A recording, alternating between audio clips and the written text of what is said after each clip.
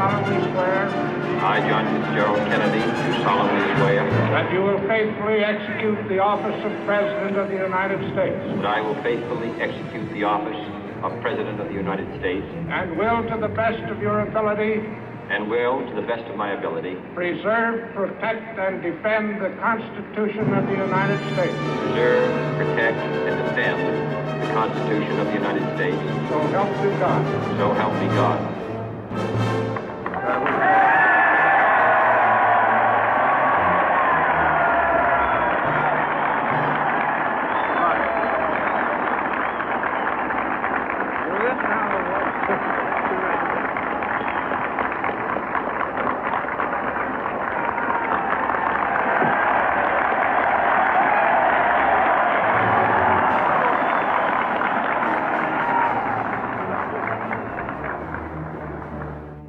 Vice President Johnson, Mr. Speaker, Mr. Chief Justice, President Eisenhower, Vice President Nixon, President Truman, Reverend clergy, fellow citizens.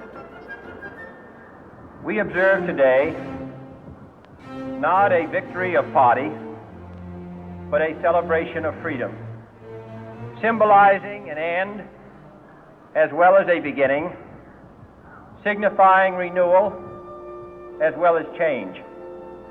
For I have sworn before you and Almighty God the same solemn oath our forebears prescribed nearly a century and 3/4 ago.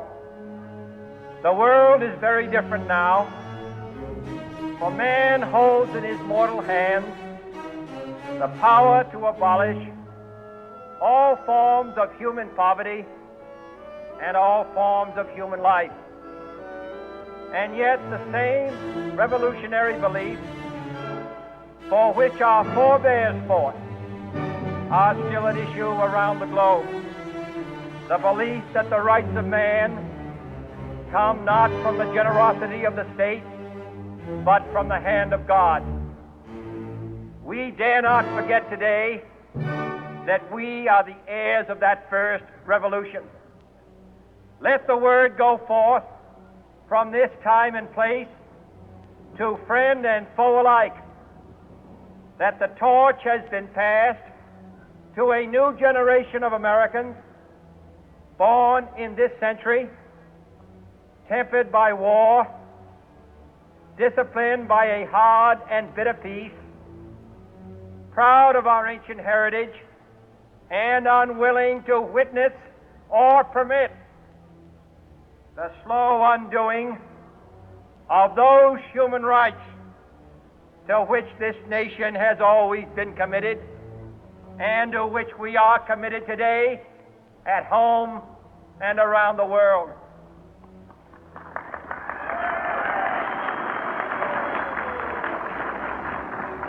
Let every nation know, whether it wishes us well or ill, that we shall pay any price, bear any burden, meet any hardship, support any friend, oppose any foe to assure the survival and the success of liberty.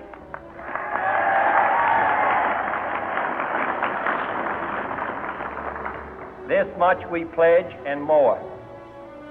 To those old allies whose cultural and spiritual origins we share, we pledge the loyalty of faithful friends. United, there is little we cannot do in a host of cooperative ventures. Divided, there is little we can do, for we dare not meet a powerful challenge at odds and split asunder. To those new states whom we welcome to the ranks of the free, we pledge our word that one form of colonial control shall not have passed away, merely to be replaced by a far more iron tyranny. We shall not always expect to find them supporting our view, but we shall always hope to find them strongly supporting their own freedom and to remember that in the past, those who foolishly sought power by riding the back of the tiger ended up inside.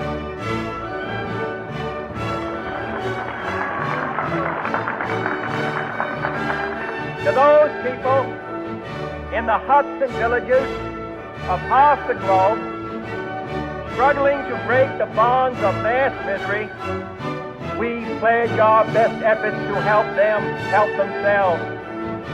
For whatever period is required, not because the communists may be doing it, not because we seek their vote, but because it is right. If a free society cannot help the many who are poor, it cannot save the few who are rich.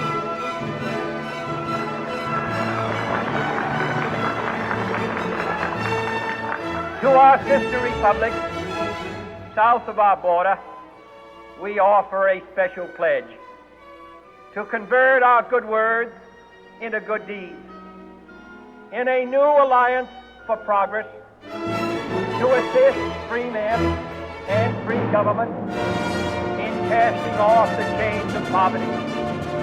But this peaceful revolution of hope cannot become the prey of hostile powers. Let all our neighbors know that we shall join with them to oppose aggression or subversion anywhere in the Americas. And let every other power know that this hemisphere intends to remain the master of its own house.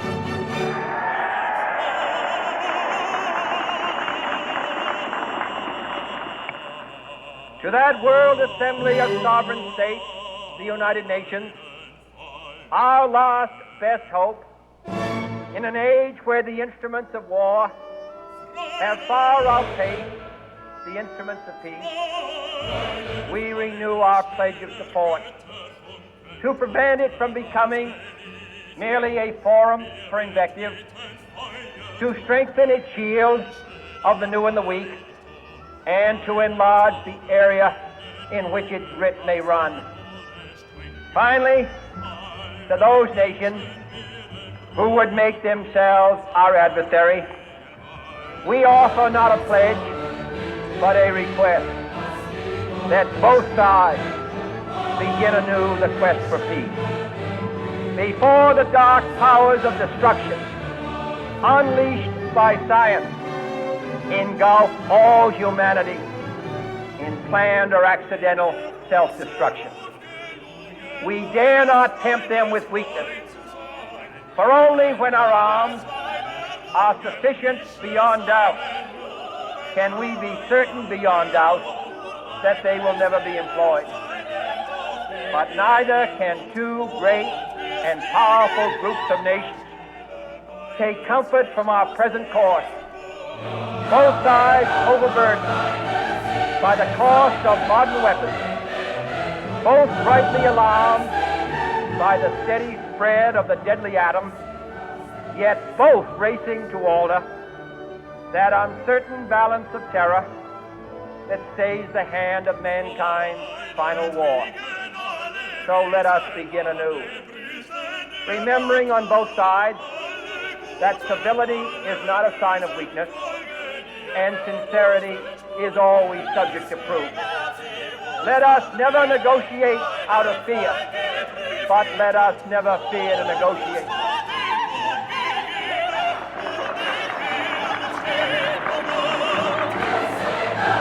Let both sides explore what problems unite us, instead of belaboring those problems which divide us. Let both sides, for the first time, formulate serious and precise proposals for the inspection and control of arms, and bring the absolute power to destroy other nations under the absolute control of all nations.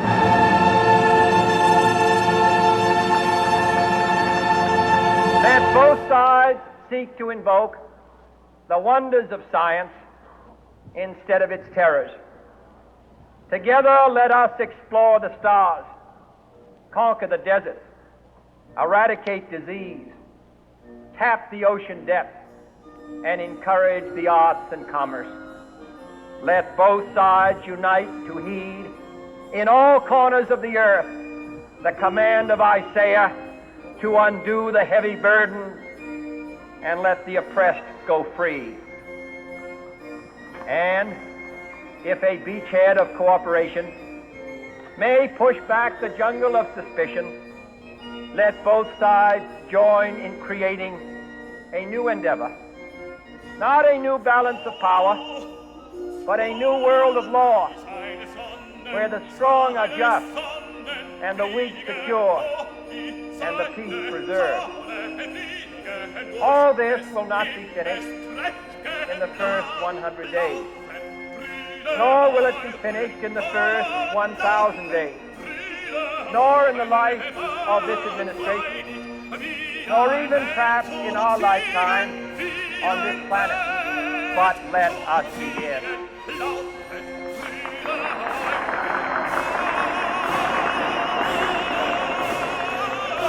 In your hands, my fellow citizens, more than mine, will rest the final success or failure of our cause.